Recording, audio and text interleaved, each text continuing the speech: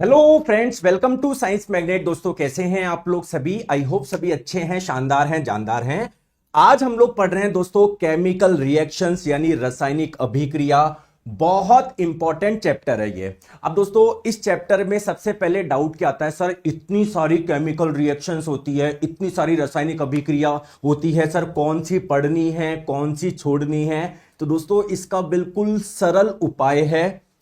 हमको वो वाली केमिकल रिएक्शंस पढ़नी है जो हमारी एनसीईआरटी में दी गई है। ऐसे तो दोस्तों लाखों करोड़ों केमिकल रिएक्शंस होती है, आप लोग किस किस को ध्यान रखोगे? ठीक है, तो हम लोगों को वो वाली केमिकल रिएक्शंस पढ़नी जो एनसीईआरटी में दी हुए हैं। एक एक क्वेश्चन आप लोगों का उससे आता है। तो आज इस क्लास मतलब बहुत इंपॉर्टेंट है, इससे आप लोगों के पक्के एग्जाम में कम से कम 2 क्वेश्चन देखने को मिलेंगे। ठीक है, इस टेलीग्राम चैनल से कनेक्ट हो जाइए इंपॉर्टेंट अपडेट के लिए। और दोस्तों, 2025 के सभी एग्जाम्स के लिए जनरल साइंस का फाउंडेशन बैच आपका शुरू हो चुका है, निर्माण बैच। एक ही बैच में सारे एग्जाम की आप लोगों की तैयारी हो जाएगी। और दोस्तों, आप लोग कॉम्बो ले लीजिए जिसमें चारों सब्जेक्ट आप लोगों को मिल जाएंगे, जिससे आप लोगों के सारे एग्जाम्स की तैयारी। कंप्लीट थ्योरी बैच है, डेली लाइव क्लासेज आप लोग की होती है, सारे फीचर्स है जो आप लोगों को सिलेक्शन के लिए चाहिए होते हैं। तो प्ले स्टोर पे जाइए, साइंस मैग्नेट ऐप इंस्टॉल करिए। इसके कोर्स वाले सेक्शन में आप लोगों को निर्माण बैच कॉम्बो मिल जाएगा। बाय नाउ करेंगे, जब पेमेंट करेंगे तो क्लास आप लोगों की चल जाएगी। चलिए दोस्तों, स्टार्ट करते हैं केमिकल रिएक्शन यानी रासायनिक अभिक्रिया। चलिए दोस्तों, पहला क्वेश्चन ये आता है कि केमिकल रिएक्शन यानी रासायनिक अभिक्रिया है क्या? दोस्तों, ऐसा कोई प्रोसेस, ऐसी कोई प्रक्रिया जिसमें कोई नया पदार्थ बन रहा है, इस प्रोसेस को, इस प्रक्रिया को हम लोग बोलते हैं केमिकल रिएक्शन यानी रासायनिक अभिक्रिया। जैसे दोस्तों फॉर एग्जांपल, आपके पास में क्या था? दूध था, मिल्क। आई होप आप सभी को पता है। दोस्तों, दूध से बन गया दही यानी कर्ड। क्या कोई एक नया पदार्थ बना है क्या? बिल्कुल। इसका दोस्तों टेस्ट अलग था, इसका टेस्ट अलग था, इसका मतलब ये एक अलग पदार्थ है इससे। तो क्या मैं बोल दूं, क्या यहां पर एक केमिकल रिएक्शन हुई है, रासायनिक अभिक्रिया हुई है? बोलो यस और नो। तो ऐसी प्रक्रिया जिसमें कोई नया पदार्थ बनता है, ऐसी प्रक्रिया को, ऐसे प्रोसेस को आप लोग क्या बोलते हैं? केमिकल रिएक्शन यानी रासायनिक अभिक्रिया बोलते हैं। तो रासायनिक अभिक्रिया क्या है? ऐसी प्रक्रिया जिसमें नए गुणों वाले पदार्थों का निर्माण होता है, या मैं बोलूं नए पदार्थ का निर्माण होते हैं, न्यू सब्सटेंस फॉर्म होते हैं, ऐसी प्रक्रिया को बोलते हैं केमिकल रिएक्शन। जैसे दोस्तों, हाइड्रोजन गैस और ऑक्सीजन गैस को जब हमने मिलाया तो हमको मिला वाटर। क्या ये एक नया पदार्थ बना क्या? क्या यहां पर पहले वाटर था क्या? यहां पर कहीं पर वाटर था क्या? नहीं। अब वाटर बन गया, एक नया पदार्थ बन गया। क्या मैं बोल दूं क्या केमिकल रिएक्शन हुई है? और दोस्तों, इसकी प्रॉपर्टी जो होगी, इसके जो गुण होंगे वो इनसे अलग होंगे। कैसे?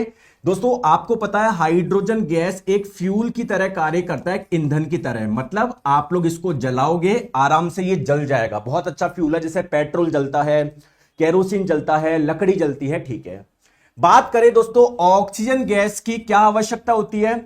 अगर कोई चीज जल रही है, मान लो लकड़ी जल रही है, तो अगर वहां पर ऑक्सीजन नहीं है तो लकड़ी जल नहीं पाएगी। किसी भी चीज को जलने के लिए ऑक्सीजन गैस की आवश्यकता होती है। क्या मैं बोल सकता हूं क्या ये फायर यानी आग को सपोर्ट करती है? बोले यस और नो। क्लियर? और पानी क्या करता है? अगर कहीं पर कोई लकड़ी जल रही है, मैं उस पर पानी डाल दूं तो क्या वो आग बहुत तेज हो जाएगी क्या? नहीं, वो आग बुझ जाएगी। तो इसका काम क्या है? आग को बुझाना। यानी इसकी जो विशेषता है बिल्कुल अलग है, इससे भी बिल्कुल अलग है, इससे भी बिल्कुल अलग है। तो क्या एक नया पदार्थ बन गया क्या?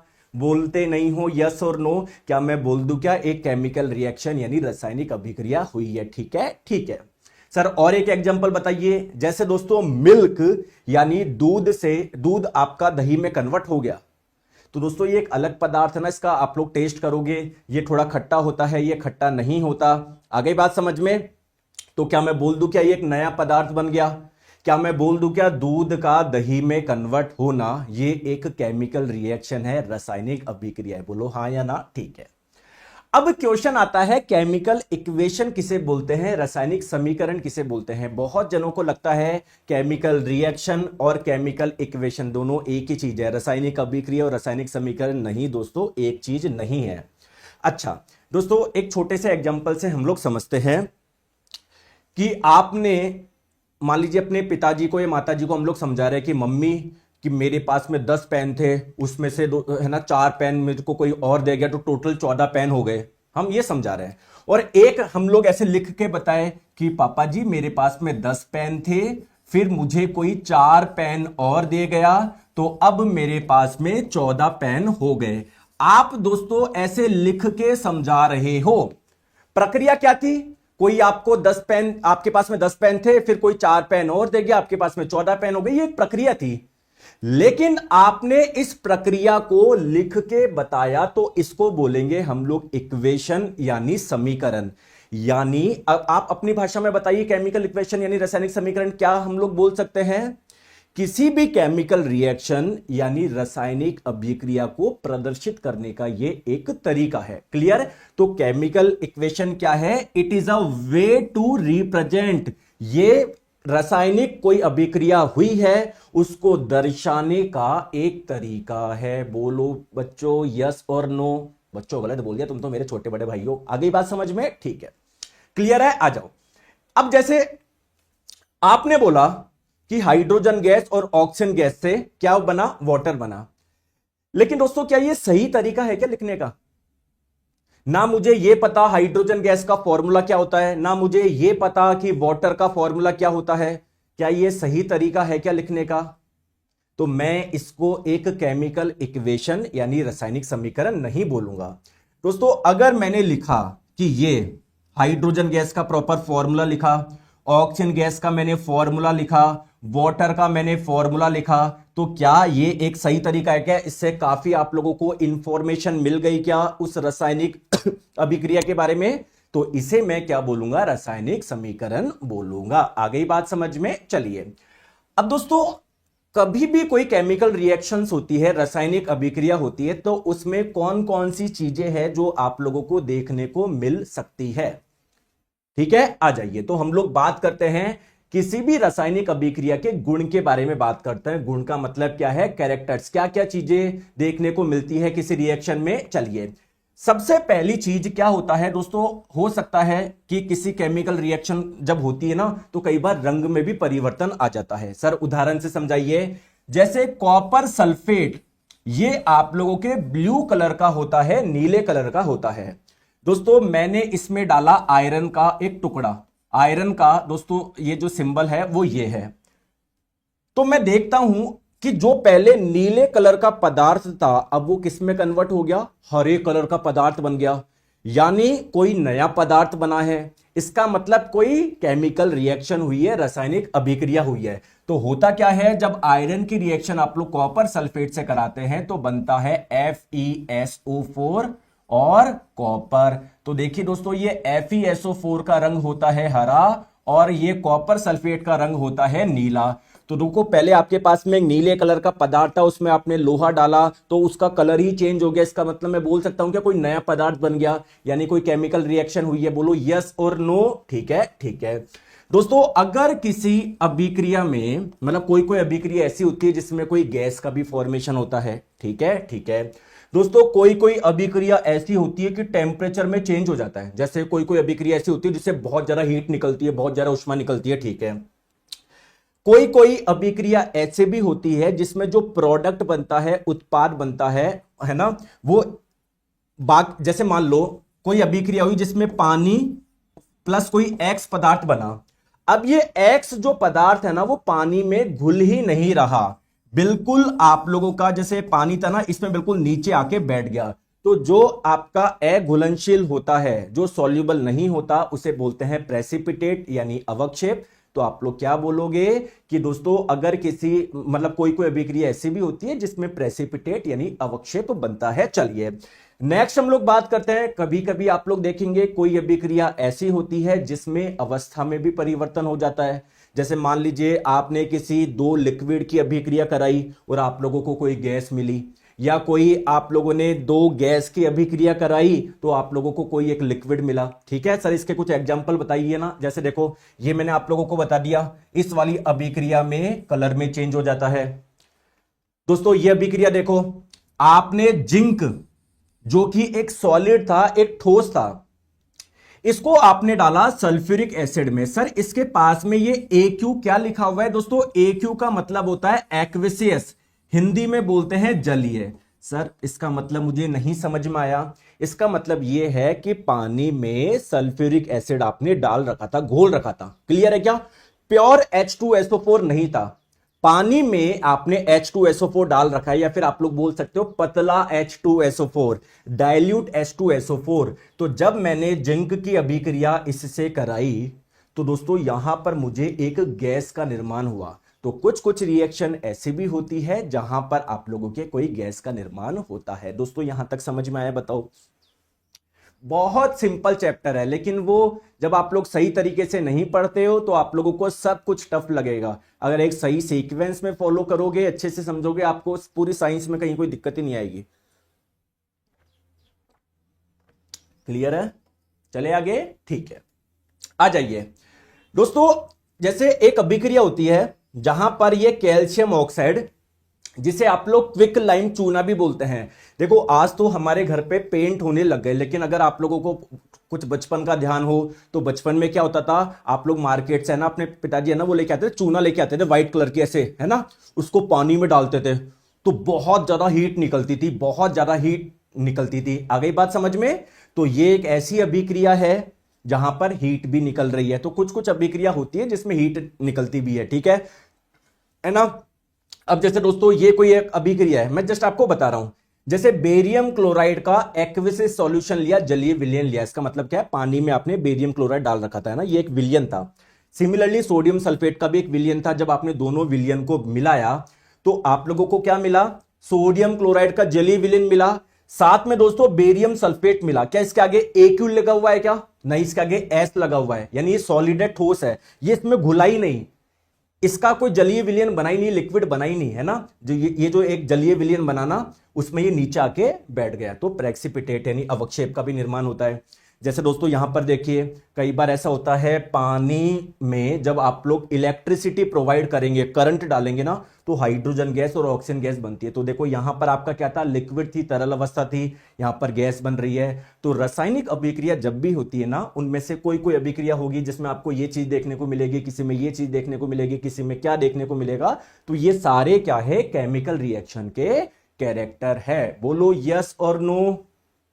क्लियर है? आ जाओ। चलिए अब बात करते हैं दोस्तों, आपने कोई इक्वेशन लिख दी, लेकिन क्या वो एक सही तरीका आपने लिखा या नहीं लिखा। जैसे एक एग्जांपल आपको मैं बोल रहा हूं, 14 में 2 जोड़ना है और आंसर आप सभी को पता है 16 आएगा। तो क्या तरीका है? जैसे किसी बच्चे को अगर आप लोगों को पढ़ाना है तो उसको कैसे बताओगे कि दोस्तों ये 14 है, इसमें हम लोग ऐसे 2 ऐड करेंगे तो क्या हो जाएगा? 4 + 2 6, और ये 1, ऐसे ऐसे तो समझाओगे बच्चे को। अब तुम बोलो बच्चों को, अरे बच्चों ये देखो 14 है, इसमें 2 जोड़ दो, ठीक है 16 आ गए। ऐसे पढ़ाओगे क्या? क्या ये एक सही तरीका है? क्या आपने एक सही तरीके से लिखा है? क्या नहीं। सही तरीका क्या है? ये है। तो जब भी हम लोग इक्वेशन लिखते हैं तो इक्वेशन बैलेंस होनी चाहिए, संतुलित होनी चाहिए। संतुलित का बहुत आसान भाषा में अगर मैं आप लोगों को बताऊं कि वो एक सही तरीका होना चाहिए लिखने का। देखो ये कुछ बच्चे इधर, हाँ ये 2-4 बच्चे हैं, है ना, जो फालतू के कमेंट करते रहते हैं। अब मैं सोचूं उनको क्या ब्लॉक करूं मैं। मनीष ठाकुर, मनीष कुमार, तुम कीमत करते रहो, मैं मन थक गया क्या। ये देखो ये तो है, तुम्हें शर्म नहीं आ रही है? माता पिता सोच रहे हैं कि भाई साहब हमारा बच्चा मनीष पढ़ रहा है क्लास में जाके। मनीष तो देखो क्या कर रहा है बेचारे, वो भी खुश हो रहे होंगे कि यार डिस्टर्ब मत करो, हमारा बेटा पढ़ रहा है, क्लास में पढ़ रहा है, उसका रेलवे का एग्जाम है। माता पिता खुद इस संघर्ष में है कि अभी मान लो गर्मी का समय आ गया कि यार हमारे घर में एक ही पंखा है या एक ही कूलर है, तो चलो इसमें मनीष पढ़ लेगा, है ना, हम बच्चा पढ़ ले अच्छे से। बच्चा तो इधर देखो क्लास में क्या कर रहा है। आई बात समझ में? तो इधर ध्यान दो आप लोग। तो दोस्तों जो केमिकल इक्वेशन होती है ना, तो वो बैलेंस होना जरूरी है, संतुलित होना जरूरी है। अब क्वेश्चन ये आता है कि सर इक्वेशन को बैलेंस कैसे किया जाए, संतुलित कैसे किया जाए। आइए दोस्तों, जैसे मैंने आप लोगों को बोला कि हाइड्रोजन गैस की रिएक्शन हमने ऑक्सीजन गैस से कराई तो H2O मिला। एक बच्चे ने ऐसे लिखा और एक बच्चा था उसने ऐसे लिखा। अब क्वेश्चन ये है कि इनमें से बैलेंस कौन सी है, संतुलित कौन सी है। देखो मुझे एक चीज बताओ आपके पास में 2 किलो एप्पल है एक डब्बे में, उसमें आपने 4 किलो आम डाल दिए, तो उस डब्बे का टोटल वजन कितना हो जाएगा? क्या 6 किलो हो जाएगा? क्या ऐसा पॉसिबल है क्या कि 3 किलो ही रह जाए? क्या ऐसा पॉसिबल है क्या कि 5 किलो ही रह जाए? नहीं। तो आप मुझे एक छोटी सी चीज बताएंगे, जैसे मान लो ये एक मॉलिक्यूल है, एक अणु है पानी का, तो पानी का एक अणु 2 हाइड्रोजन के एटम एक ऑक्सीजन के एटम से मिलकर बना हुआ है। तो आपको यहां पर 2 हाइड्रोजन के एटम चाहिए, एक ऑक्सीजन का एटम चाहिए, तो यहां पर भी तो 2 हाइड्रोजन के एटम होने चाहिए जो है, यहां पर भी तो ऑक्सीजन का एक एटम होना चाहिए, यहां पर है 2। तो ये एक बैलेंस नहीं है, संतुलित नहीं है। चलिए इस पे नजर डालते हैं। अगर आप लोग देखोगे लेफ्ट में ऑक्सीजन के कितने एटम है, लेफ्ट में ऑक्सीजन के कितने एटम है, लेफ्ट में 2 है, ठीक है। अगर बात करी जाए दोस्तों लेफ्ट में हाइड्रोजन के टोटल कितने एटम है, देखो ये आपका हाइड्रोजन का एक मॉलिक्यूल है, एक अणु है। अणु किसको बोलते हैं? जो एटम से मिलकर बने हुए हैं। तो हाइड्रोजन का एक अणु किससे मिलकर बना हुआ है? 2 एटम से मिलकर बना हुआ है, यानी इसमें 2 एटम है। और आगे देखो 2 मल्टीप्लाई हो रहा है, तो 2 इंटू 2 4, यानी हाइड्रोजन के लेफ्ट में 4 एटम है। अब दोस्तों राइट में देखते हैं, ये देखो H2O, ये एक सूत्र है, फॉर्मूला ये होता है। तो आप लोग देखो यहां पर हाइड्रोजन के कितने एटम है? 2, और ये 2 से मल्टीप्लाई हो रहा है, यानी राइट में इस साइड दाई और बात करें हाइड्रोजन के टोटल एटम कितने हो गए? 4 हो गए।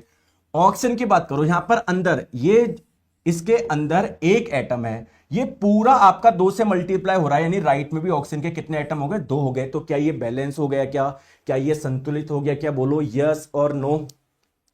अब क्वेश्चन ये है कि सर संतुलित करना क्यों जरूरी है, इसका कौन आंसर बताएगा? यार एक चीज मुझे बताओ, आपने एक डब्बे का कोई भी वजन नहीं है, ये मान लो आपने डब्बे में 2 किलोग्राम एप्पल डाले, फिर उसके बाद में 4 किलोग्राम आम डाले। क्यों डब्बे का वजन जरूरी है क्या 6 किलोग्राम हो? ऐसा क्यों जरूरी है मुझे बताओ। कोई बच्चा आपसे क्वेश्चन पूछे कि यार 3 किलोग्राम भी तो हो सकता था, 5 किलोग्राम भी तो हो सकता था, ये 6 किलोग्राम होना क्यों जरूरी है? तो आप लोग उसको समझाओगे कि देखो बेटा पहले 2 किलोग्राम थे, फिर आपने 4 किलोग्राम डाला, तो टोटल कितना हुआ? 6 किलोग्राम। क्योंकि आपने डब्बे में से कोई चीज निकाली तो है नहीं, तो 6 किलोग्राम ही तो रहेगा। 3 किलोग्राम कैसे रह जाएगा? 5 किलोग्राम कैसे रह जाएगा? आप समझ रहे हो। तो आपको पता है किसी भी केमिकल रिएक्शन जो होती है ना, कोई भी रासायनिक अभिक्रिया, मैंने आप लोगों को बताया था कि कोई भी अभिक्रिया होती है ना, उसमें जो मास, जो द्रव्यमान होता है वो कंजर्व्ड रहता है, संरक्षित रहता है, यानी द्रव्यमान ना ही उत्पन्न होता ना ही नष्ट होता। क्लियर है? आपने पढ़ा होगा द्रव्यमान संरक्षण का नियम, किसने दिया था? Why balancing methods. क्योंकि दोस्तों एंटोनी लेवोजियर साहब ने एक बात बताई थी कि किसी भी रासायनिक अभिक्रिया में जो द्रव्यमान है वो ना ही उत्पन्न होता है ना ही नष्ट होता है, मास हमेशा कंजर्व्ड रहेगा। तो अच्छा मुझे एक चीज बताओ, हाइड्रोजन का एक देखो फॉर एक एग्जांपल, हाइड्रोजन के एक एटम का द्रव्यमान है 1 ग्राम, तो 2 एटम का कितना हो गया? 2 ग्राम हो गया। बहुत बढ़िया। मान लो ऑक्सीजन के एक एटम का द्रव्यमान है 5 ग्राम, तो 2 का कितना हो गया? 10 ग्राम हो गया। तो यानी यहां पर टोटल कितना द्रव्यमान था? 12 ग्राम था। तो यहां पर भी तो 12 ग्राम होना चाहिए, बोलो। अब देखो 12 हुआ क्या? आपने हाइड्रोजन के एक एटम का द्रव्यमान माना था 1 ग्राम, तो यहां पर 2 है तो 2 ग्राम इसका हो गया। ऑक्सीजन के एक एटम का द्रव्यमान माना था आपने 10 ग्राम, तो एक एटम ही है तो 10, अच्छा एक एटम का 5 माना था, सॉरी 5 माना था, तभी तो 10 हुआ था। एक एटम का माना था 5 ग्राम, तो एक है तो 5, तो 2 + 5 7 ग्राम में हुआ। तो क्या इसको मैं बैलेंस बोल सकता हूं क्या? नहीं। तो बैलेंसिंग हम लोग क्यों कर रहे हैं? क्योंकि कंजर्वेशन ऑफ मास होता है, ये हमको पता है। अगर आपने बैलेंस नहीं करी तो द्रव्यमान लेफ्ट में और राइट में समान नहीं आएगा। क्लियर है? सर फ्यूज तार की रेटिंग क्या होती है? अभी एग्जाम में मेरा CBT 2 का कंफ्यूज हूं, और कंफ्यूज हो लो ऐसे फालतू के क्वेश्चन पूछ के। मेरा CBT 2 का जल्दी बताओ, जैसे अभी इनके एग्जाम में ये आने वाला है। पंकज जी ये क्लास वगैरह भी बंद करो, आपका CBT 2 का एग्जाम है, चुपचाप से बैठो, मन को शांत रखो और एग्जाम देने जाओ। क्लियर है? आगे बात समझ में? चले आ जाओ। अब क्वेश्चन ये आता है कि सर बैलेंस कैसे करें? एग्जाम में आता है कई बार कि क्या ये समीकरण सही बैलेंस इक्वेशन कौन सी, इनमें से सही संतुलित समीकरण कौन सी है। चलिए दोस्तों पहले मुझे बताइए, क्या ये एक बैलेंस यानी एक संतुलित समीकरण है क्या? कोई अभिक्रिया हुई होगी जहां पर आयरन की अभिक्रिया करवाई आपने पानी से, तो आप लोगों को ये दो पदार्थ मिल गए। चलो ये कोई अभिक्रिया है, उसको आपने लिख दिया, यानी इसको मैं समीकरण बोल दूं, इक्वेशन बोल दूं। क्या ये बैलेंस है या नहीं है, संतुलित है या नहीं है? और नहीं है तो इसका कारण बताओ, क्यों नहीं है बताओ। तो दोस्तों ये एक बैलेंस यानी संतुलित समीकरण नहीं है। इसके पीछे कारण क्या है देखो। पहले आप लोग दोस्तों लेफ्ट साइड में देखो, हमारे पास में कौन कौन से एलिमेंट है। एक आयरन हो गया, एक आपका हाइड्रोजन है, एक ऑक्सीजन है। तो लेफ्ट साइड आप लोग मुझे बताओ, आयरन के कितने एटम है? केवल एक एटम है, ठीक है। दोस्तों हाइड्रोजन के कितने एटम हुए? देखो कितने एटम हुए? दो एटम हुए, ठीक है। ऑक्सीजन का कितना एटम है? एक है। तो राइट में भी आयरन का एक एटम होना चाहिए, हाइड्रोजन के दो होने चाहिए और ऑक्सीजन का एक होना चाहिए। लेकिन दोस्तों अगर आप लोग राइट साइड देखोगे, दाई साइड देखोगे, हाइड्रोजन के कितने हैं? दो है, दो है। अगर आप लोग ऑक्सीजन के देखोगे कितने हैं? चार है। आप लोग आयरन के देखोगे कितने हैं? तीन है। तो देखिए दोस्तों ये बैलेंस नहीं है। आप लोग ये ना सोचे कि सर हाइड्रोजन के लेफ्ट में दो है, राइट में भी दो है। हर तत्व के एटम की संख्या लेफ्ट में और राइट में समान होनी चाहिए। क्लियर है? आ गई बात समझ में? आ गई बात समझ में? बोलो यस और नो। क्लियर है? चलो चलिए, तो अब क्वेश्चन आता है कि सर बैलेंस यानी संतुलित कैसे करें। सही समीकरण कोई लिख के बताओ, यहां पर कोई है तो। सही समीकरण क्या है, लिख के बताओ। तो दोस्तों किसी भी समीकरण को आपको बैलेंस करना है तो क्या करो। अच्छा मुझे एक चीज बताओ, अगर मैंने Fe3O4 की जगह इधर Fe2O4 कर दिया, या मान लो Fe कर दिया, तो मेरा काम हो सकता है क्या? जैसे मैं Fe कर दूंगा, FeO4 बन गया ये तो, और एक अलग ही पदार्थ बन गया। तो अंदर आप लोग गलती से चेंज मत कर देना फॉर्मूले में कि सर ये इसको तीन की जगह पांच कर दे, इसको एक कर दे, या चार की जगह दो कर दे, तीन कर दे। नहीं, तो आपको सबसे पहले क्या करना है, इसको कमरे में बंद करना है। इसमें कोई छेड़छाड़ नहीं करनी, इसमें कोई छेड़छाड़ नहीं कर दी। कहां? आप H2 की जगह H4 लिख दो, ठीक है। इसके अंदर कोई छेड़छाड़ नहीं कर दी, इसके अंदर भी कोई छेड़छाड़ नहीं करनी। कहां? Fe की जगह Fe2 कर दो, बाहर आप कुछ भी कर सकते हो। क्लियर है? बात समझ में आ गई? ठीक है, क्लियर है? क्लियर है? ठीक है। तो देखो क्या करें, देखो लेफ्ट में आयरन है 1, राइट में है 3, तो मुझे इधर 3 करना पड़ेगा ना। तो मैंने इधर लगा दिया 3। तो जैसे ही मैंने इधर 3 लगाया, अब लेफ्ट में आयरन के कितने एटम हो गए? 3 हो गए। राइट में भी 3 थे। चलो दोस्तों दिक्कत दूर हुई। अगर आप लोग देखोगे ऑक्सीजन राइट साइड कितना था?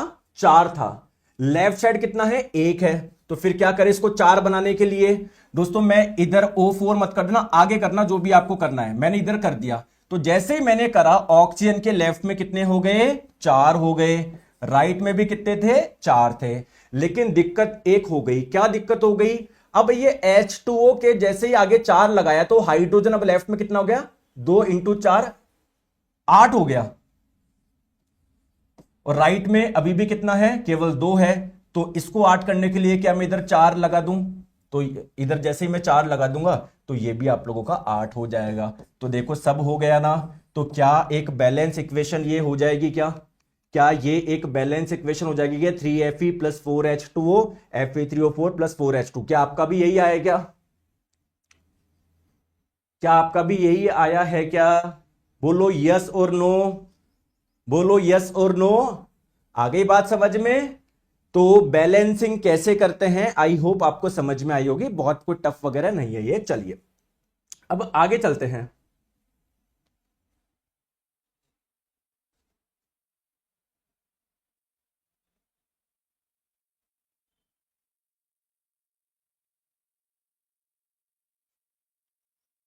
बताओ, ठीक है, आ जाओ।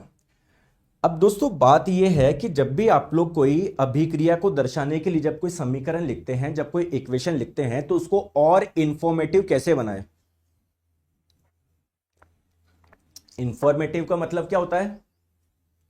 इंफॉर्मेटिव का मतलब क्या होता है? और अधिक जानकारी। जैसे एक चीज मुझे बताओ, मैंने आपको बोला कि कैल्शियम, या चलो और इजी लेते हैं, मैंने आप लोगों को बोला कि हाइड्रोजन गैस की रिएक्शन जब ऑक्सीजन गैस से करवाई तो वाटर बना, ठीक है। लेकिन दोस्तों इस समीकरण से आपको इंफॉर्मेशन पता पड़ी क्या? ज्यादा, बहुत लिमिटेड इंफॉर्मेशन आपको पता पड़ी है कि हाइड्रोजन और ऑक्सीजन गैस की अभिक्रिया करवाई है, वाटर बना है, लेकिन आपको यह नहीं पता ये दोनों कौन सी अवस्था में था। तो जैसे ही मैंने इसका आगे जी लगा दिया, यानी आपको यह चीज क्लियर हो गई कि गुरुजी दोनों आपने गैस ली थी। जैसे ही मैंने इसके आगे एल लगाया तो आपको यह पता पड़ा कि जो वाटर बना वो लिक्विड स्टेट में बना है। आ गई बात समझ में मैं क्या बोलना चाह रहा हूं? क्या और इंफॉर्मेशन आपको पता पड़ गई? क्लियर है? आ गई? ठीक है। तो ध्यान रखना, किसी भी इक्वेशन को ज्यादा से ज्यादा इंफॉर्मेटिव बनाना जरूरी है।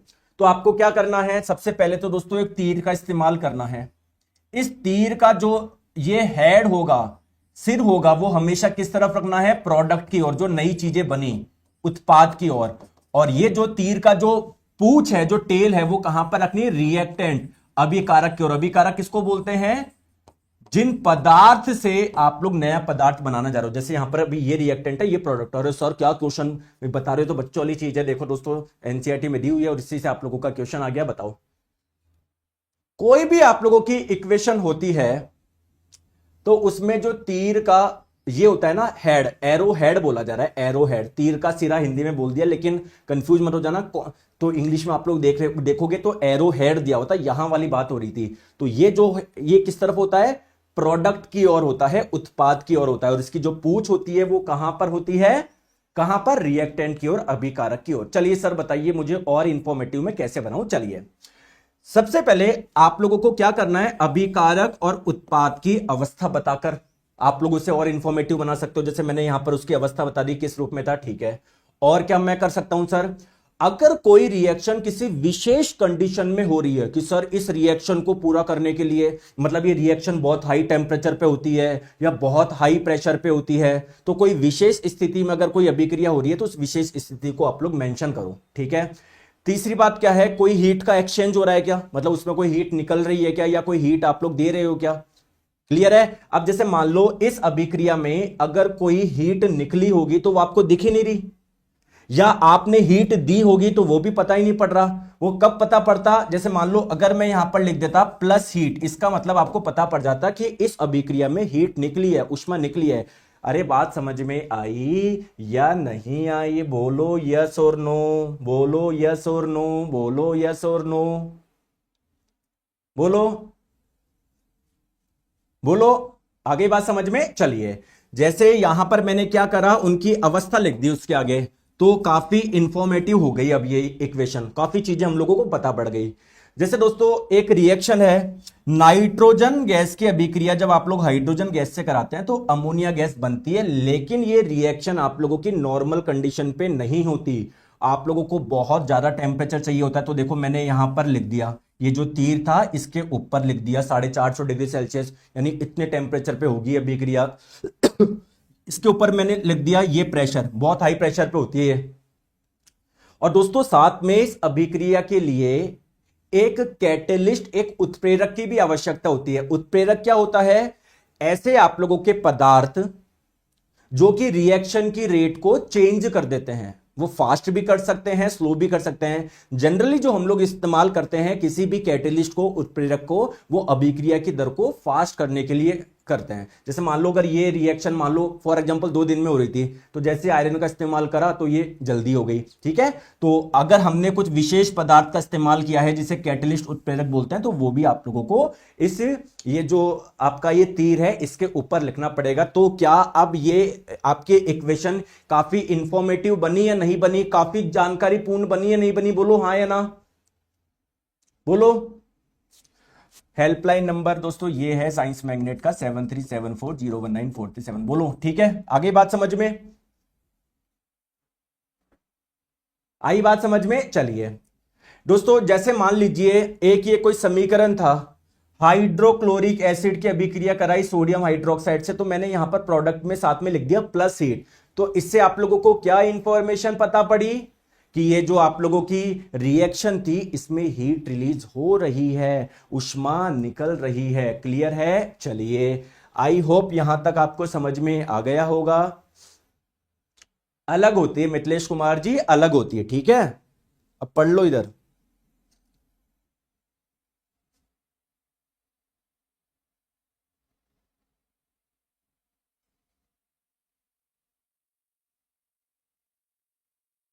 ठीक है, आ जाओ। चलो, अब केमिकल रिएक्शन के टाइप। ठीक है, तो दोस्तों जितनी भी केमिकल रिएक्शन होती है ना, उसको हम लोग कुछ टाइप में बांट सकते हैं। किसी को बोलेंगे ये कॉम्बिनेशन रिएक्शन है, किसी को बोलेंगे ये डीकंपोजिशन रिएक्शन यानी अपघटन अभिक्रिया, किसी को क्या नाम देंगे, किसी को क्या नाम देंगे। तो एक होती है आप लोगों की कॉम्बिनेशन रिएक्शन, जिसे हिंदी में आप लोग बोलेंगे संयोजन अभिक्रिया। सर किसको बोलेंगे? अभी देखो, कॉम्बिनेशन रिएक्शन उसको बोलते हैं जब आप लोगों के दो रिएक्टेंट या दो से ज्यादा रिएक्टेंट मिलके एक प्रोडक्ट बना दे, एक उत्पाद बना दे, तो ऐसी अभिक्रिया को बोलते हैं कॉम्बिनेशन रिएक्शन। एक होती है दोस्तों डीकंपोजिशन रिएक्शन, अपघटन अभिक्रिया। अगर एक रिएक्टेंट से आपके वो टूट के दो या दो से ज्यादा प्रोडक्ट बनाए, तो ऐसी आप लोग अभिक्रिया को बोलेंगे डीकंपोजिशन रिएक्शन। सर आप बुक ला रहे हैं नहीं ला रहे हैं बता दीजिए, जबकि हम दूसरे बुक का चयन कर सके। दोस्तों आप दूसरे बुक ले सकते हो, अभी बहुत टाइम लगेगा उसमें, ठीक है। और अगर आप लोग सिलेक्शन चाहते हो तो ये पढ़ लोगे, इससे सिलेक्शन हो जाएगा, ठीक है। आप मुझे ये वो मत दो धमकी, सर बता दो बुक ला रहे हो वरना मैं दूसरी बुक ले लूं। आप ले सकते हो, जिसका भी आपको कोर्स परचेज करना है, मैं कभी नहीं बोलता हूं मेरा परचेज करो, जिसका भी करना है, जिसकी भी बुक परचेज करनी है, आप फ्री हो, आराम से कर सकते हो। क्लियर? कोई दिक्कत नहीं है। चलिए, नेक्स्ट है आप लोगों का सिंगल डिस्प्लेसमेंट, एकल विस्थापन। सर ये क्या होता है? अभी बात करेंगे, टेंशन मत लो। एक होती है आप लोगों की डबल डिस्प्लेसमेंट यानी द्विविस्थापन अभिक्रिया। सर ये क्या होती है? अभी बात करेंगे, टेंशन मत लो। और दोस्तों एक होती है रेडॉक्स रिएक्शन। दोस्तों मुझे पता है यार, वो आपका प्यार है कि यार सर मुझे प्लीज बुक निकाल दो, मुझे आपकी बुक पढ़नी है ये, लेकिन दोस्तों भी थोड़ा सा टाइम लगेगा, मैं कर रहा हूं उस पर काम, है ना। और जब तक आप लोग ये पढ़ लो, सब आपका हो जाएगा सिलेक्शन, टेंशन मत लो आप, ठीक है। अच्छे से पढ़ाई करो, मैं लेके आऊंगा बिल्कुल। आपको जरूरत है कि सर हमको नोट्स मिल जाए या कुछ वो मिल जाए, एक बुक मिल जाए, कर रहा हूं मैं काम उस पर, लेकिन यार टाइम लगेगा, है ना। मैं कोई भी चीज ऐसे नहीं लाता तो बहुत टाइम लगता है, बहुत मेहनत लगती है। भी कर रहा हूं मैं, पूरी एनसीईआरटी का क्रंच में बना रहा हूं, ठीक है। मतलब 1 महीने का समय दे दो आप। देखो 19 मार्च है ना, 19 अप्रैल से क्रॉस नहीं होने दूंगा बस। सर टेक्नीशियन ग्रेड 3 का रिजल्ट है क्या आज? रिजल्ट आया था क्या? अभी रिजल्ट नहीं आया दोस्तों, जल्दी ही आएगा, तो आप परेशान मत हो उसमें। रोज के अपने 1 घंटे खराब करो, टेक्नीशियन ग्रेड रिजल्ट कब आएगा कब आएगा। बहुत सारे यूट्यूबर भी रोज वीडियो बना रहे हैं, आज आएगा, कल आएगा, परसों आएगा। मेरी बात हो गई है, मेरे रेलवे में बात हो गई, मेरे रेलवे में मेरे चाचा का लड़का है वहां पर पियोन, उसने बता दिया। आएगा जब आ जाएगा, निश्चिंत रहो। आपको जब आएगा ऑफिशियल आएगा तब मैं वीडियो कर दूंगा। रोज के वीडियो में मतलब इतना परेशान क्यों होता है? आराम से पढ़ाई पे ध्यान दो, बढ़िया यार, ठीक है, बढ़िया होगा आपका। चलो सबसे पहले बात करते हैं कॉम्बिनेशन रिएक्शन यानी संयोजन अभिक्रिया क्या होती है। दोस्तों संयोजन अभिक्रिया ऐसी अभिक्रिया को बोलते हैं जहां पर दो या दो से ज्यादा रिएक्टेंट अभिकारक मिलके आपका एक प्रोडक्ट बनाए, एक उत्पाद बनाए। बोलो बात क्लियर है क्या? बात समझ में आई? सर एग्जांपल्स बताएंगे। जैसे देखो दोस्तों, कोयले का जलना अगर एग्जाम में पूछा जाए ये किस प्रकार की अभिक्रिया है, तो ये कॉम्बिनेशन रिएक्शन है, संयोजन अभिक्रिया है। क्यों सर, कैसे कैसे? बताओ बताओ बताओ, टेंशन मत लो। दोस्तों कोयला बेसिकली किसका बना होता है? कार्बन का ही तो बना होता है, ठीक है। और दोस्तों किसी भी चीज को जलने के लिए किसकी आवश्यकता होती है? ऑक्सीजन की आवश्यकता होती है। आ गई बात समझ में? तो जब ये जला रहे हो तो ये ऑक्सीजन गैस का इस्तेमाल करता है, ऑक्सीजन गैस को अपने से जोड़ता है और क्या बना देता है? जब भी आप लोग कोयले को जलाओगे देखना कौन सी गैस बनेगी? कार्बन डाइऑक्साइड गैस बनेगी। तो अगर आप लोग इस रिएक्शन को ध्यान से देखोगे तो यहां पर रिएक्टेंट यानी अभिकारक कौन थे? कार्बन और ऑक्सीजन। कहां पर रहते हो तुम? बिहार में रहते हो? कहां पर रहते हो बताओ जल्दी से, आपके घर आ रहा हूं मैं चेक करने की। पढ़ाई करते हो नहीं करते? बस रोज ये करते तो ये कर दो, इधर ध्यान नहीं देते। कहां पर रहते हो तुम? आऊंगा तुम्हारे देखूंगा तुम्हें नोट्स बनाए नहीं बनाए। दोस्तों पढ़ के खुद के नोट्स बनाओ, 25 में से 25 आ जाएंगे ग्रुप डी में, बता रहा हूं मैं। और 90% बच्चे हैं जो खुद के नोट्स बनाते हैं, मुझे पता है वो बहुत सीरियस है, बस वो कमेंट नहीं करते। लेकिन यहां पर जो कमेंट करते हैं मैं केवल उनके आधार पर जज करता हूं। कमेंट कौन करते हैं? 100 में से 10 बच्चे जिनको पढ़ना नहीं है कुछ। 90 जो बच्चे हैं ना वो बिल्कुल आराम से अपने पढ़ते हैं, हेडफोन लगा के, ईयरफोन लगा के चुपचाप से अपने नोट्स बनाते हैं, क्लास के बाद में चुप बैठते हैं, वो अपना टाइम लगाते नहीं है जो सिलेक्शन लेने वाला होता है। आगे बात समझ में? तो बताओ कहां पर आऊं आपके घर में, बताओ जल्दी। जहां पर 15-20 बच्चे हो आपके पास आ रहा हूं मैं। क्लियर है? बात क्लियर है? तो ये क्या मैं इसको एक कॉम्बिनेशन रिएक्शन बोल सकता हूं क्या? बिल्कुल सर आप बोल सकते हैं।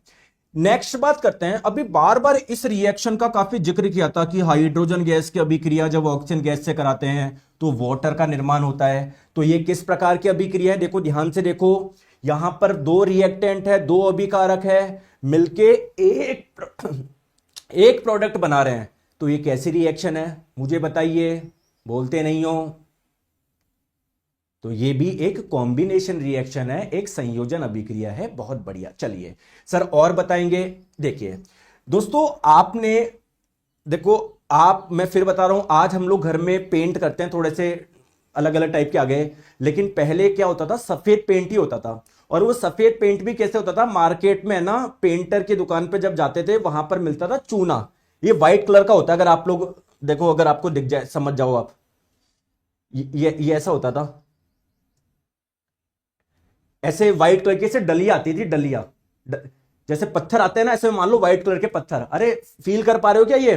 तो दोस्तों इसको बोलते थे क्विक लाइम, है ना। इसका जो नाम है वो है क्विक लाइम, जिसे हम लोग बिना भुजा हुआ चूना भी बोलते थे, या सिंपल जब भी चूना बोला जाए तो आप लोग समझोगे ये। और दोस्तों जब हम लोग इसको पानी में डालते थे ना, पानी में जब डालते थे तो बहुत हीट निकलती थी, याद हो तो? ठीक है, यानी क्या इस रिएक्शन को, क्या, चलो हीट की भी बात नहीं कर रहे, आपने नोटिस करा होगा।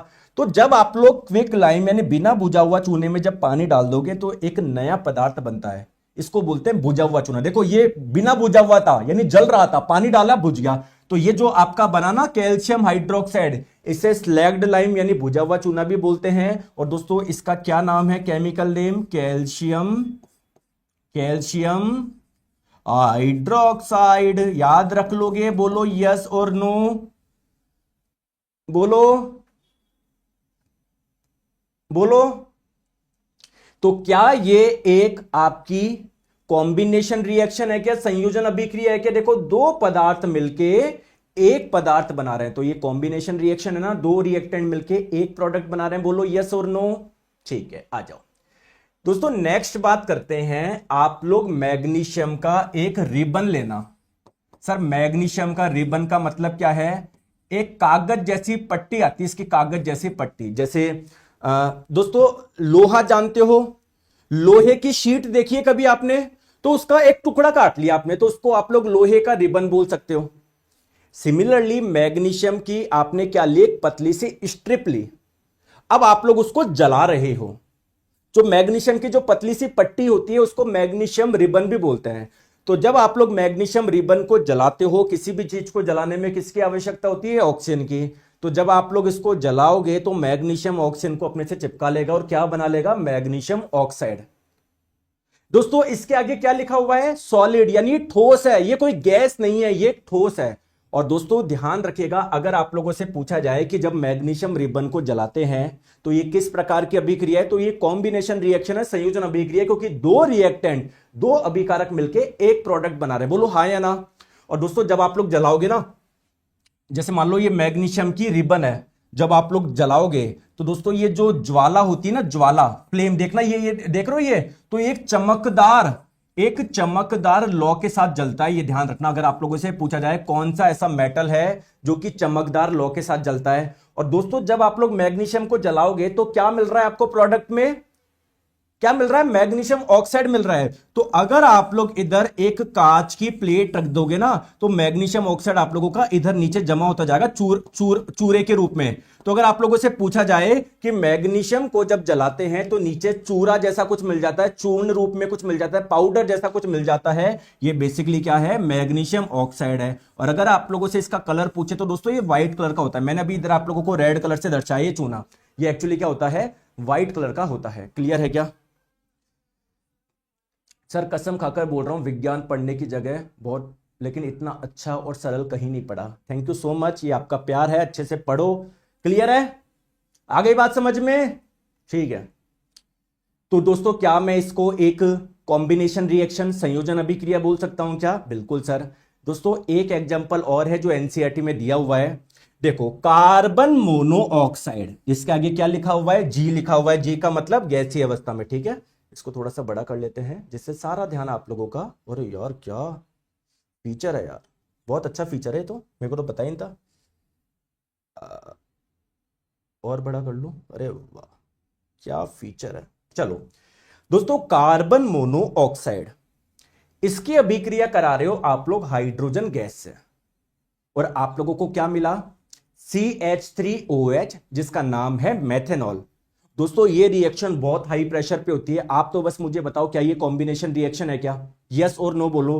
दो रिएक्टेंट, दो बिकारक मिलके एक प्रोडक्ट बना रहे हैं, तो आप लोग बोलोगे yes sir it is example of combination reaction. Sir balance और अनबैलेंस वाले क्वेश्चन में SAQ कौन सा सही है, कैसे चूज करेंगे सर? वो आपको आइडिया, देखो अच्छा क्वेश्चन पूछे राहुल जी ने कि गुरुजी मुझे कैसे पता पड़ेगा कि ये एक लिक्विड बना या एक्विसिस बना। या देखो आपने पानी में डाला, तो पानी में जब ये डाला तो ये एक्विसिस सॉल्यूशन ही तो बनेगा, जलीय विलयन ही तो बनेगा। और बाकी आप लोगों को याद रहना चाहिए, इसलिए हम लोग लिमिटेड रिएक्शंस पढ़ते हैं जो एनसीईआरटी में दिए हुए हैं। ऐसे तो कितने आप लोग याद रखोगे? एग्जाम में ये भी पूछा जा सकता है, कार्बन मोनोऑक्साइड की अभिक्रिया हाइड्रोजन गैस से कराते हैं तो बनता है मेथेनॉल। ये अभिक्रिया कितने प्रेशर पे होती है? तो 340 ATM, यानी एटमॉस्फेरिक प्रेशर जितना होता है वायुमंडलीय दाब, उसका 340 गुना इतने हाई प्रेशर पे होती है। तो ये आप लोगों को सारे डाटा ध्यान रखने जो एनसीईआरटी में दिए हुए हैं। चलिए दोस्तों कुछ क्वेश्चंस करते हैं, देखते हैं आप लोग कर पाते हो नहीं कर पाते। बताओ।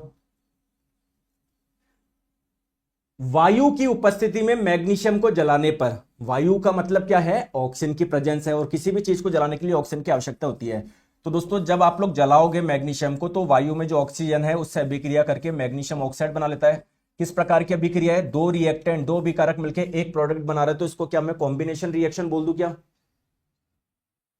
अच्छा अच्छा, ऑप्शन में दिया हुआ है ही नहीं कॉम्बिनेशन रिएक्शन, संयोजन अभिक्रिया, कोई बात नहीं, वैसे ये संयोजन अभिक्रिया है। आगे हम लोग पढ़ेंगे, मैं आपको पढ़ाऊंगा कौन सी? ऑक्सीडेशन रिएक्शन के बारे में बताऊंगा। तो वहां पर हम लोग देखेंगे कि अगर किसी में ऑक्सीजन जुड़ रहा है तो आप लोग बोलेंगे उसका ऑक्सीडेशन हुआ है, उसका ऑक्सीकरण हुआ है। तो कहीं ना कहीं मैग्नीशियम में ऑक्सीजन जुड़ा है, तभी तो मैग्नीशियम ऑक्साइड बना है। तो मैग्नीशियम का ऑक्सीडेशन हुआ है ना, ऑक्सीकरण हुआ है ना। तो जिस अभिक्रिया में किसी पदार्थ का ऑक्सीकरण होता है, ऑक्सीडेशन होता है, उसको ऑक्सीडेशन रिएक्शन बोलते हैं। तो ये ऑक्सीडेशन रिएक्शन भी है, ऑक्सीकरण अभिक्रिया भी है ना, दोनों ही प्रकार की रिएक्शन है। आगे बात समझ में? कॉम्बिनेशन तो दिया हुआ नहीं, इसलिए मैं ए पे टिक कर रहा हूं। चलो बताओ कौन सा संयोजन अभिक्रिया का उदाहरण नहीं है? बताओ। बुझे हुए चूने का निर्माण, दोस्तों कैसा था? जो बिना बुझा हुआ चूना था, जब हमने इसमें पानी डाला था तभी तो आप लोगों का क्या बना था? बुझा हुआ चूना बना था। इसी को तो आपने बुझा हुआ चूना बोला था, स्लैग्ड लाइम बोला था। इसका केमिकल नेम क्या है? Calcium hydroxide. तो क्या ये एक कॉम्बिनेशन रिएक्शन है क्या? सर ये तो बिल्कुल है। बर्निंग ऑफ कोल, कोल को जब जलाते हो तो ये आपकी ऐसी कुछ अभिक्रिया थी ही नहीं थी, मैंने बताया था। तो ये भी एक कॉम्बिनेशन रिएक्शन है, संयोजन अभिक्रिया है।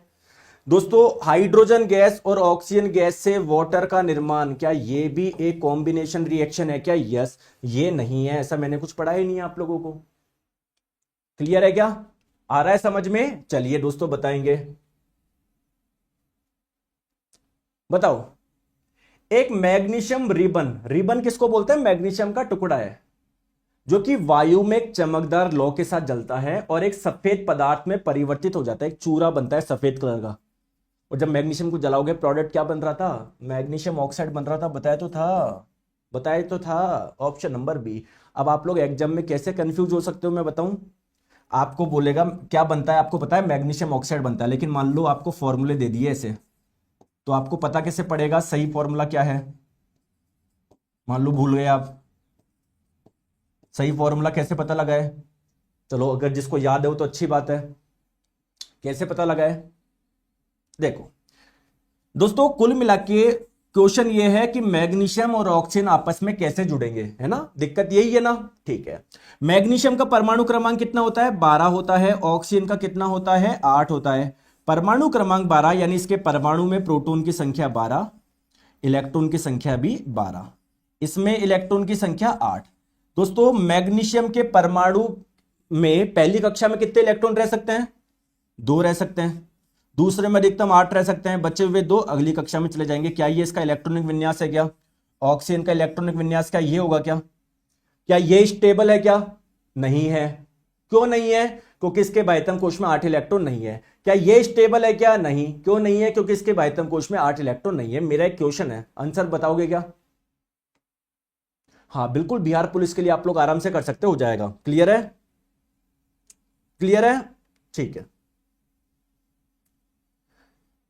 मेरे प्यारे दोस्तों, चुन्नू चुन्नू मुन्नू लाल सुनो, मैग्नीशियम क्या चाहेगा, मेरे कोई 2 इलेक्ट्रॉन ले ले, ये 2 इलेक्ट्रॉन डोनेट करना चाहेगा, क्योंकि जैसे 2 इलेक्ट्रॉन डोनेट कर देगा इसके बाह्यतम कोश में 8 इलेक्ट्रॉन हो जाएंगे। और ये क्या चाहेगा कि यार मेरे पास कहीं से 2 इलेक्ट्रॉन आ जाए, क्योंकि 2 इलेक्ट्रॉन आ गए तो इसके बाह्यतम कोश में 8 इलेक्ट्रॉन हो जाएंगे। तो मैग्नीशियम बोलेगा ऑक्सीजन से भाई मेरे 2 इलेक्ट्रॉन ले ले, ऑक्सीजन बोलेगा यार मेरे को भी जरूरत है। तो मैग्नीशियम को कितने ऑक्सीजन की आवश्यकता है, 1 की। ऑक्सीजन को कितने मैग्नीशियम की आवश्यकता है, 1 की, क्योंकि इसको 2 इलेक्ट्रॉन चाहिए, मैग्नीशियम दे देगा। इसको 2 इलेक्ट्रॉन देने हैं तो ऑक्सीजन ले लेगा। तो ये आप लोगों का फॉर्मूला होगा। आ गई बात समझ में, क्लियर है। चलिए दोस्तों इसका आंसर बताएंगे। जब चूना पानी के साथ में अभिक्रिया करता है तो क्या होता है, देखो तो दोस्तों चूने का मतलब क्या है, क्विक लाइम, बिना बुझा हुआ चूने की बात हो रही है। तो जब आप लोग इसमें पानी डालोगे तो ये आप लोगों का एक पदार्थ बनता है। तो कैसी रिएक्शन हो रही है, कॉम्बिनेशन रिएक्शन हो रही है, संयोजन अभिक्रिया हो रही है। साथ में एक चीज आप लोग ध्यान रखना, इस रिएक्शन में बहुत ज्यादा हीट भी निकलती है। तो ऐसे रिएक्शन, ऐसी अभिक्रिया जिसमें काफी हीट यानी काफी ऊष्मा निकलती है या हीट एग्जिट करती है, तो उसको बोलते हैं एक्जोथर्मिक, ऊष्माक्षेपी। आ गई बात समझ में। और ऐसी कोई अभिक्रिया जिसमें आप लोग पहले हीट देते हो तब जाके वो अभिक्रिया होती है, नहीं वो हीट एब्जॉर्ब करते हैं, उसको बोलते हैं एंडोथर्मिक यानी ऊष्मा शोषी। आ गई बात समझ में। तो ये एक प्रकार की क्या हो गई, एक्जोथर्मिक रिएक्शन हो गई, ऑप्शन नंबर डी। क्लियर है। चले आगे, नेक्स्ट बात करते हैं डीकंपोजिशन रिएक्शन, जो कि करेंगे हम लोग कल। यहां तक कैसी लगी क्लास, समझ में आया, मजा आया या नहीं आया केमिकल रिएक्शन में, बोलो। तो अच्छे से पढ़ाई करो, सिलेक्शन लो। चलिए ठीक है, तो कल हम लोग इसका पार्ट 2 करेंगे। और मैं आप लोगों को बता दूं, अगर आप लोग 2025 के सभी एग्जाम्स की तैयारी एक ही बैच से करना चाहते हो, चाहे वो ग्रुप डी हो, एलपी हो, टेक्नीशियन हो, जेई हो, जुड़िए दोस्तों निर्माण बैच से। जनरल साइंस का फाउंडेशन बैच है। आप लोग दोस्तों कॉम्बो भी ले सकते हैं, जिसमें आप लोगों को चारों सब्जेक्ट आप लोगों की बेहतरीन तैयारी हो जाएगी। ठीक है, कंप्लीट थ्योरी बैच है, साथ में सारे क्वेश्चंस करवाए जाते हैं, डेली लाइव क्लास है। अगर मिस करते हो रिकॉर्डिंग मिल जाएगी। 2024 के सारे क्वेश्चंस आप लोगों को मिलेंगे, कंटेंट पूरे बाइलिंगुअल होंगे, हर क्लास की आप लोगों को पीडीएफ मिलेगी, साथ में टेस्ट सीरीज भी आप लोगों की फ्री है। तो प्ले स्टोर पे जाओ, साइंस मैग्नेट ऐप इंस्टॉल करिए। इसके कोर्स वाले सेक्शन में जब आप लोग जाएंगे तो निर्माण बैच कॉम्बो आपको मिल जाएगा। बाय नाउ करके जैसे पेमेंट करेंगे क्लास आप लोग की चल जाएगी। कोई दिक्कत है इस नंबर पर संपर्क कर सकते हो। दोस्तों क्लास कैसी लगी कमेंट करके आप लोग बताइएगा क्लास के बाद में, ठीक है। और लाइक और शेयर करना ना भूले। धन्यवाद।